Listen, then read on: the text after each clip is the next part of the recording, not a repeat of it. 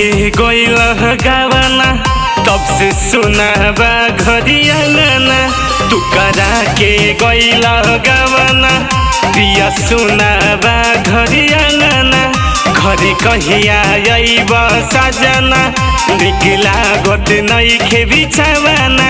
छोड़ी गइल घर में हमके गवन कराई के। दर्द करता कमरिया बिना दवाई के।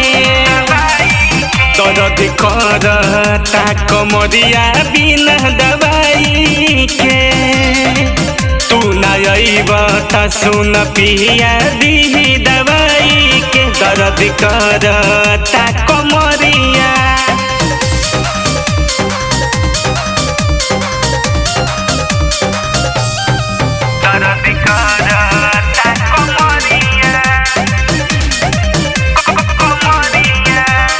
से जिया रहता खाली पिया रउआ हाली।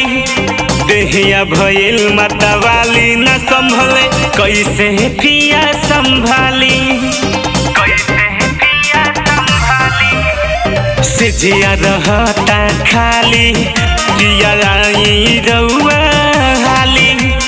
देहिया भइल मतवाली न संभले कैसे पिया संभाली। मोरी चूड़ी खन खता खन खन बढ़िया बताते जमाई।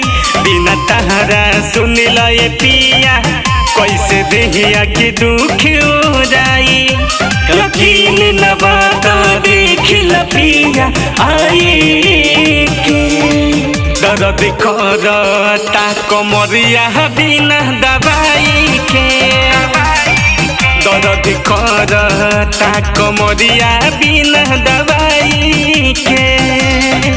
तू ना आइब त सुन पिया दी दवाई के।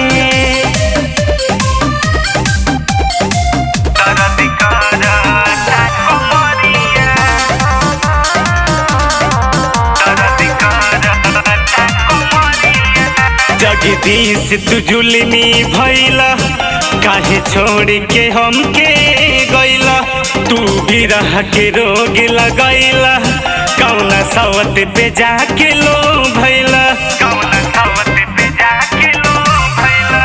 जगदीश तू जुलमी भइला काहे छोड़ के हमके गइला। तू भी रह के रोग लगैला कौना सवत पे जाके लो भइला। तू बहरा जाके कतना कहरे लए पिया कमाई। तू काहे नाही बुझेला हमरो त कुछ चाही।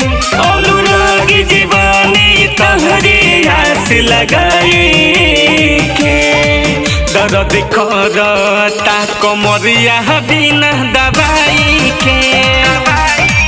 दर्द करता कमरिया बिना दवाई के। तू ना आइब त सुन पिया दी दवाई के। ए राजा अब ही के पड़ी हो।